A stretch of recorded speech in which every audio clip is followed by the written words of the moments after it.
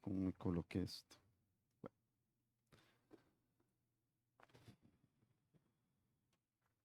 Vamos a orar nuevamente.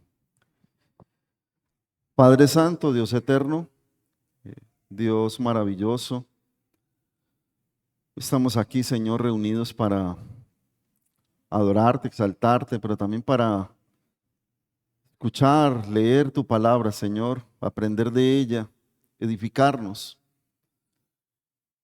Y también, Señor, para que aquellos que no te conocen, que no han reconocido a Jesús como su Salvador, puedan escuchar y que pueda caer en buena tierra, Señor, en esta noche esa palabra que tú permites que se predique, que se enseñe, para que muchos salgan de las tinieblas y lleguen a tu luz admirable, Señor. Ruego que nada se interponga, Señor, y que los corazones estén dispuestos, que las mentes estén abiertas a recibir tu palabra, Señor. Y aquellos que te conocemos, que podamos aprender más y más de ti, Señor. A ti te damos gracias, Dios, y en tus manos quedamos, bajo la unción del Espíritu Santo y en el nombre maravilloso de Cristo Jesús. Buenas noches nuevamente para todos. El texto que quiero usar en esta noche es Lucas 4, 16 al 22 y he colocado el tema el Evangelio anunciado por Jesús. Y me llamó la atención que esta fue como, digamos, la primera intervención de Jesús y aprovechó para hablar de lo que él vino a hacer. Y lo aprovechó en un escenario bien especial que fue en la sinagoga. Y me llama la atención que solo con leer la palabra y decir unas cuantas palabras, la gente se maravillaba. Y a veces nosotros nos complicamos con una estructura para hablar algo, hablarle a alguien del Evangelio de una manera sencilla. Y quiero que leamos el texto. Es muy conocido. Lucas 4, capítulo 4, versículo 16 al 22.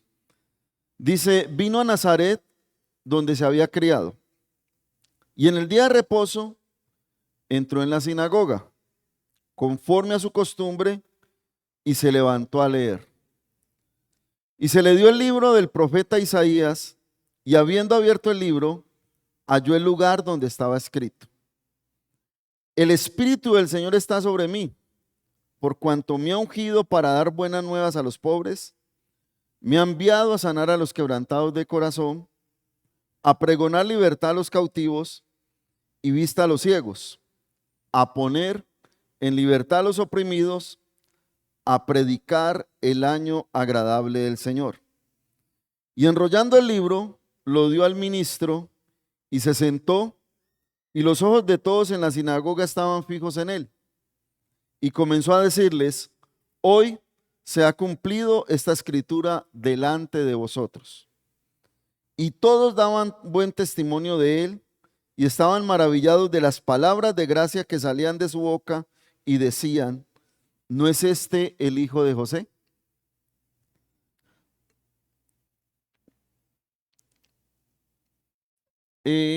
Quiero que leamos esta parte. Dice, cuando hablamos del Evangelio, solemos pensar en buenas noticias para la humanidad.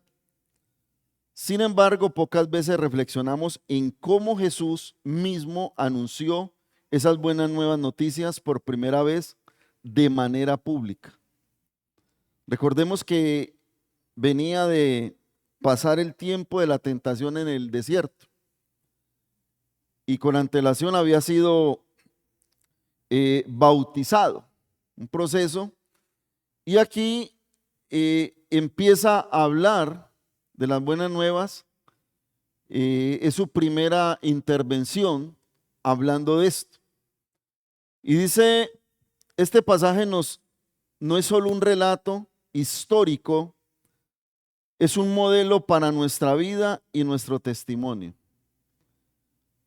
Nos enseña que el Evangelio no se basa en palabras bonitas ni en religiosidad, sino en el poder del Espíritu Santo y en el cumplimiento de las promesas de Dios en la persona de Cristo. Y creo que la palabra más bonita que se puede decir es la palabra de Dios. No rebuscarnos tantas cosas, porque la que tiene poder o el que tiene poder es la palabra de Dios. Es la misma palabra la que tiene el poder para convencer por medio del Espíritu Santo al pecador. Recordemos que la fe viene por el oír mi palabra, ¿cierto? O la palabra de Dios. La fe viene por el oír la palabra de Dios. Entonces, vamos a mirar, a desglosar un poco este texto de manera sencilla de qué fue lo que pasó ahí. Jesús va a Nazaret y a la sinagoga. Está en el versículo 16. Dice, vino a Nazaret donde se había criado y en el día de reposo entró en la sinagoga conforme a su costumbre y se levantó a leer. Era un lugar significativo para Jesús. ¿Y qué manera de empezar su ministerio? Donde se hablaba, se enseñaba, se estudiaban las escrituras. Y vuelve a la ciudad donde se crió. Y eso me muestra que el evangelio comienza por casa. Comienza en la casa. A veces le hablamos bonito a los de afuera, pero ¿cómo le hablamos a los de adentro? Y Jesús fue a donde se crió, donde era una ciudad completamente difícil para hablar de lo que él iba a hablar. Un lugar completamente difícil. Y muestra su costumbre de congregarse. Decía, conforme a su costumbre, entró en la sinagoga. Conforme a su costumbre. Imagínese Jesús, conforme a la costumbre de ir, y a veces nosotros decimos, yo no tengo que ir a la iglesia para estar bien con Dios. Estamos restándole algo. Y hay gente que dice que no necesita buscar de Dios, que porque hay mal ejemplo, que ven cosas que no son. Pero la Biblia dice que no tenemos que mirar al hombre, sino mirar a Dios. Y hay personas que dejan de buscar de Dios por diferentes situaciones. Pero aquí nos muestra también su disponibilidad. Se para, se levanta a leer, dispuesto a participar y a enseñar. Yo no sé, a uno le gusta a veces ver y escuchar enseñar a alguien, ¿cierto? Tan bueno que enseña el hermano. Y a veces enseña de una manera que lo atrapan a uno en esa enseñanza. Imagínense al Señor Jesús enseñando, hablando, leyendo. Y su enseñanza fue bien cortica ahí, pero fue completamente, o su participación fue una manera impresionante ahí. Imagínense que fuera el Señor Jesús el que estuviera enseñando en este lugar. Imaginemos un momento que nosotros pudiéramos tener la oportunidad, hubiéramos tenido la oportunidad de estar ahí. A él le decían maestro. O sea, que enseñaba. Y él se levanta a leer, pero algo importante. Hace la lectura del rollo de Isaías. Un texto muy conocido también por nosotros. En el versículo 17 dice, y se le dio el libro del profeta Isaías, y habiendo abierto el libro, halló el lugar donde estaba escrito. Jesús predica a partir de la palabra, no de opiniones humanas. Muestra conexión con las escrituras. Y eso es lo que debe buscar cada persona. Que la enseñanza sea la palabra. No una opinión humana, no una creencia humana, como hoy en día hay mucho lugar donde primero está la tradición, donde primero está el hombre, donde primero está su propia doctrina, a la doctrina bíblica, a la palabra de Dios. Y él tenía mucho conocimiento. Jesús, ¿quién más que Jesús para conocer las escrituras? Y él podía haber dicho, yo no necesito. No, cogió la escritura porque tenía una reverencia especial a la palabra, a las escrituras. Y en la sinagoga era una reverencia total, porque allá se iban a enseñar, a aprender sobre la escritura, a discutir sobre la escritura. Y Jesús muestra reverencia ahí cuando se levanta y coge el libro, le entregan el libro y lee del libro. Lee un pasaje mesiánico cumpliendo el plan de Dios. Y ese pasaje fue una elección providencial, o sea, oportuna para el momento. Fue una elección oportuna para el momento porque no era cualquiera el que iba a leer y no era cualquier cosa lo que se iba a enseñar en ese momento. Era algo puntual. Quizás se discutía sobre la venida del Señor, del Salvador, del pueblo de Israel, pero ese día se iba a marcar la historia del pueblo de Israel. Ese día se iba a marcar algo en esa sinagoga. Como hoy algo puede marcar la vida de alguien que no conoce al Señor Jesús. Hoy puede estar la vida de alguien marcada porque va a escuchar algo que necesita. Y era necesario que en ese momento los que estaban en la sinagoga entendieran quién estaba parado ahí, quién estaba leyendo y quién les estaba hablando. Era necesario que pasara eso. Como hoy es necesario que si usted no conoce al Señor, reconozca que le necesita. Reconozca que sin Él su vida no tiene un buen final. Y no sabemos cómo se parece un amuletillo, parece algo, pero no sabemos cuánto tiempo nos queda en esta tierra. Porque no tenemos comprada la vida, pero sí tenemos segura en algún momento que vamos a partir de esa tierra. Lo tercero, el contenido del mensaje. Y aquí vamos avanzando un poco.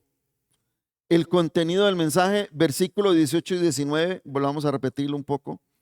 El Espíritu del Señor está sobre mí. Ahí comienza todo.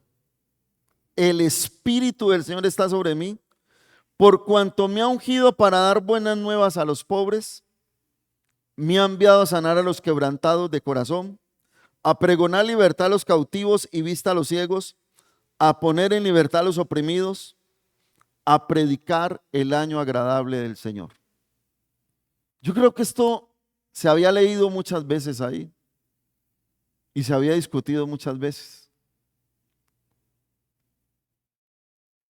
Pero era el momento oportuno porque lo que iban a ver, lo que iban a escuchar, iba a cambiar el rumbo. Ahora, Jesús muestra que su obra es guiada por el Espíritu Santo. O sea, recordemos que cuando Él vino, y en Filipenses dice que Él no estimó el ser igual a Dios. Y Él reconoce que su vida es guiada por el Espíritu Santo. El Espíritu del Señor está sobre mí. Él muestra que lo que Él va a empezar a hacer es guiado por el Espíritu Santo. Muestra su obra ministerial en 5 acciones claves.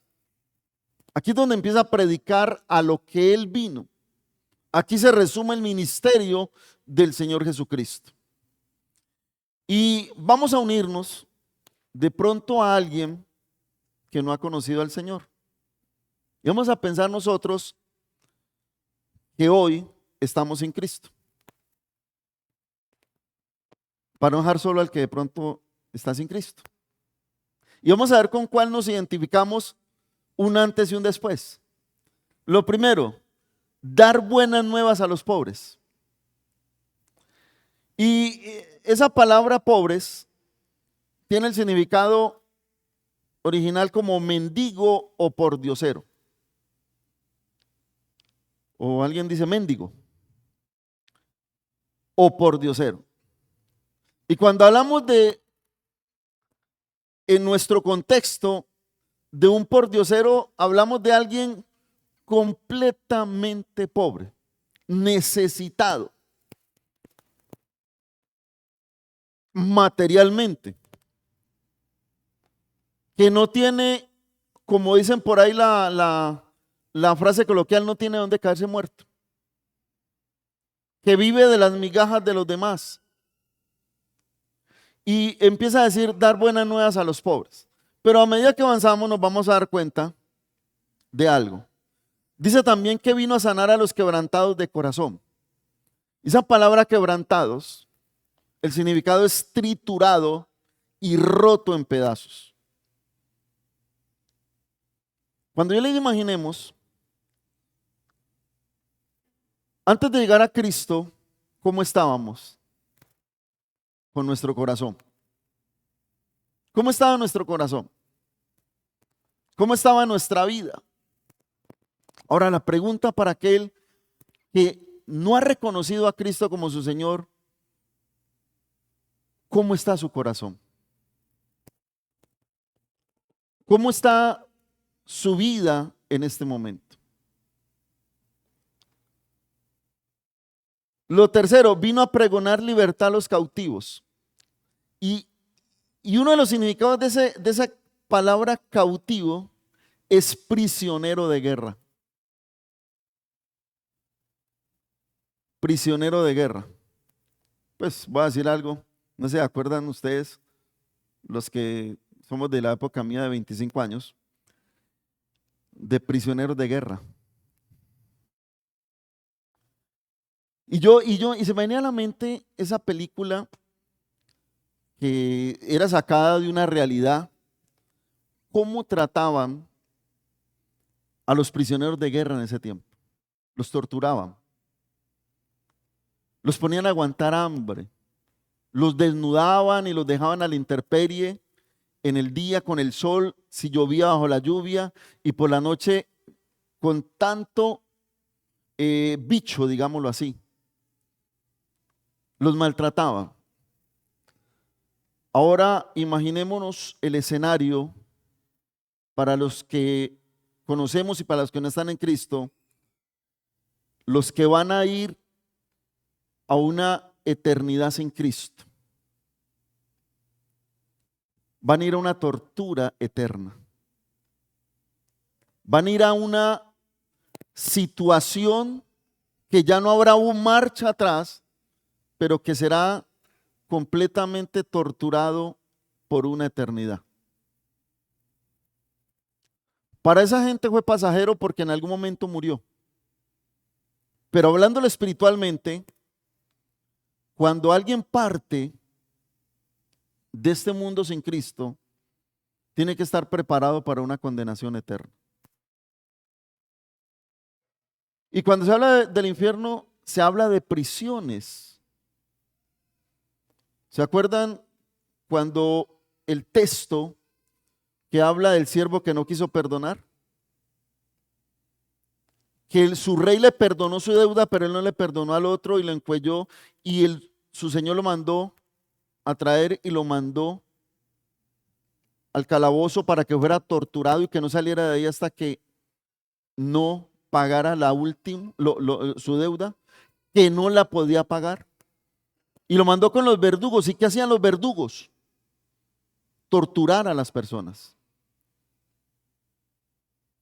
Y esa palabra cautivos es que a liberarlos y sacarlos de esa prisión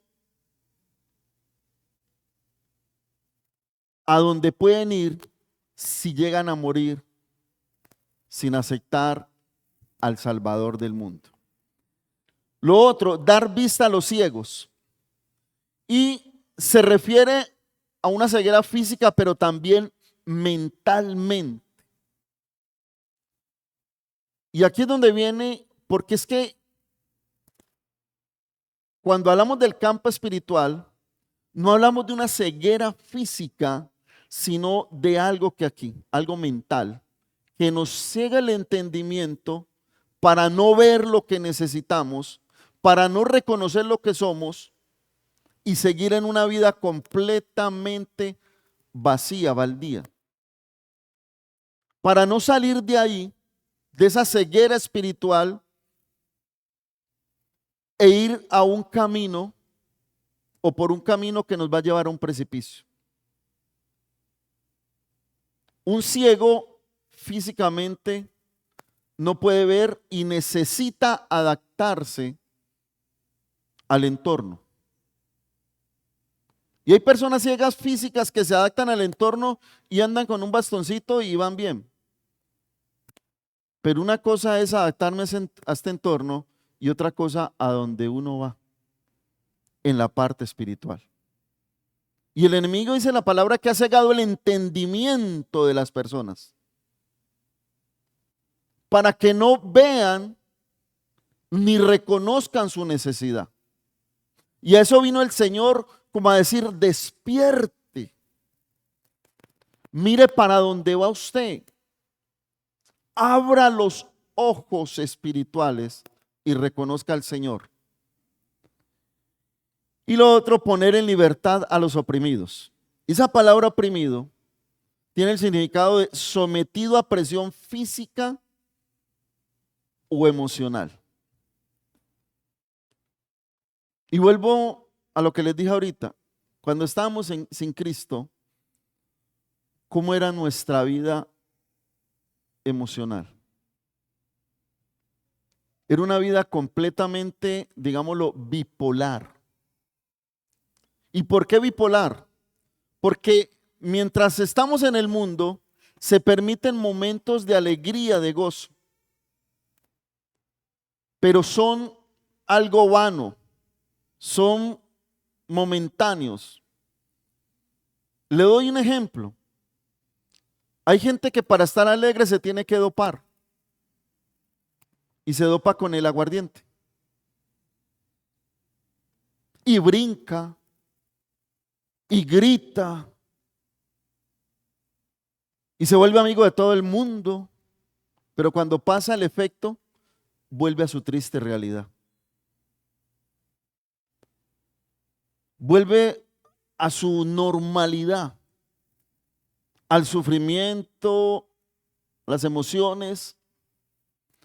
Y por eso hay tanta situación con personas que no tienen a Cristo, sino que se tienen a sí mismos o a su entorno y toman decisiones fatales.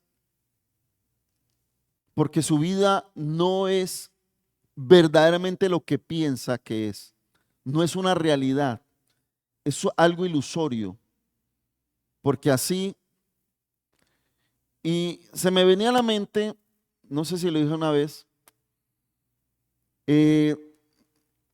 un día con unos chicos, ahora hablaba con el hermano Tito, que tenía un grupo de teatro, y el grupo de teatro se llamaba Leche y Miel. Y un día hicimos una obra, no sé si la han escuchado, que se llama El Titiritero. ¿Han escuchado El Titiritero en algún momento? Bueno, Titiritero trata de dos muchachos que viven su vida, pero hay un titiritero que los domina. Y el titiritero es el diablo. Y los lleva a hacer lo que ellos no quieren. y ellos, la obra es bien bonita. Qué bueno algún día poder hacerla y que con eso se evangeliza también. El titiritero. Esa la puede buscar yo le digo a los muchachos en YouTube. Y ellos me dicen, profe, YouTube, no, yo estoy hablando en español, YouTube. Y es algo ilusorio. Y así es la vida de las personas que no tienen a Dios en su corazón. Por eso si usted no tiene a Dios en su corazón, examine si lo que le estoy diciendo es mera casualidad o tiene que ver con la realidad. Y nosotros que hemos conocido al Señor, podemos dar fe que eso era verdad. Que así vivíamos nosotros, en una ilusión vana. Pensamos que éramos dueños de nuestra vida, pero había alguien que nos dominaba como títeres. Y nos dominaban las emociones. Y al dominar las emociones, domina la capacidad de decidir bien y a veces lleva a decidir mal. Y eso es lo que pasa con la gente que está sin el Señor. Entonces, muestra su obra. Ahora, da el anuncio del año agradable del Señor. Tiempo de gracia, esperanza y restauración. Y esa palabra, año agradable del Señor, significa el tiempo propicio o aprobado por Dios. Por eso ese momento era monumental. Ese momento cuando el Señor comienza su ministerio, lo comienza enseñando en la sinagoga. Comienza en la casa y luego sale a hablarle al pueblo. Porque recuerde que en la sinagoga solamente asistían no todo el mundo. Y las sinagogas eran los lugares donde era limitado. Era un grupo de personas, no era algo, y por eso habían sinagogas, porque se reunía un rabino, un maestro, con un grupo de personas. Muchas veces era de la misma familia, ¿cómo le llamaban? La misma prole. Entonces, él comienza, por eso comienza, y les decía ahorita que el evangelio comienza en casa. Porque muchas veces eran la misma familia que eran numerosas las que se reunían en esa sinagoga. Y él comienza con esa parte. Y esa palabra de año agradable es el momento propicio, el año aprobado por Dios para que empezara a hablarse de la verdadera salvación, que se cumpliera. Lo cuarto, Jesús aplica el texto a sí mismo. Versículo 20 y 21. Dice, enrollando el libro, lo dio al ministro y se sentó y los ojos de todos en la sinagoga estaban fijos en él. Y comenzó a decirles, hoy se ha cumplido esta escritura delante de vosotros. Cierra el libro, se sienta y todos los ojos estaban fijos en él. Y da esa declaración que para mí fue poderosa. Hoy se ha cumplido esta escritura delante de vosotros. Nada más y nada menos le está hablando del cumplimiento de esa promesa. Afortunados los primeros que escucharon eso. Algunos lo tomarían, otros no, como pasa normalmente. Jesús es el cumplimiento. No solo anuncia el evangelio, Él es el evangelio. Él no solamente lo anunció, Él es el evangelio, está delante de vosotros. Hoy se ha cumplido esto delante de ustedes. Él es el evangelio. Por eso la palabra tiene que estar centrada en Cristo, cristocéntrica. De ahí para allá, perdón la expresión, es carreta venteada. Es pura carreta. Y eso se escucha en muchas partes. Yo no tengo que decir Dios me dijo, yo tengo que decir la palabra dice. Y listo, pare de contar. Yo digo Dios me dijo, ya me salí. La palabra dice. Aquí dice él, escrito. Está escrito. Y esta escritura se ha cumplido delante de ustedes. Él no se sale de la escritura. Jesús es el cumplimiento, no solo anuncia el evangelio, sino que él es el evangelio. Y hay personas de autoridad preguntando qué hacer. Reacción del pueblo, que ya el tiempo se está. Versículo 22.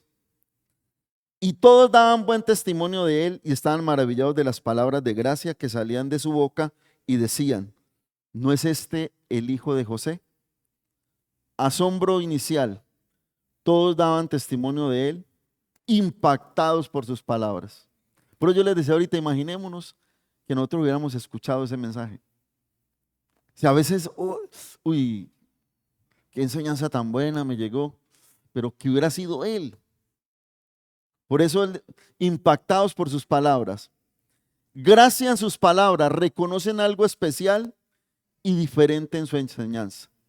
Digo, diferente en su enseñanza. Están acostumbrados de pronto a debatir cosas, pero no a ser tan concretos, porque eso fue concreto. Mire, leyó la palabra. ¿Y qué dijo él? Hoy se ha cumplido esta escritura delante de vosotros. ¿Qué más dijo? O sea, ¿qué más dijo él? Él leyó y dijo, hoy se ha cumplido esta escritura delante de vosotros.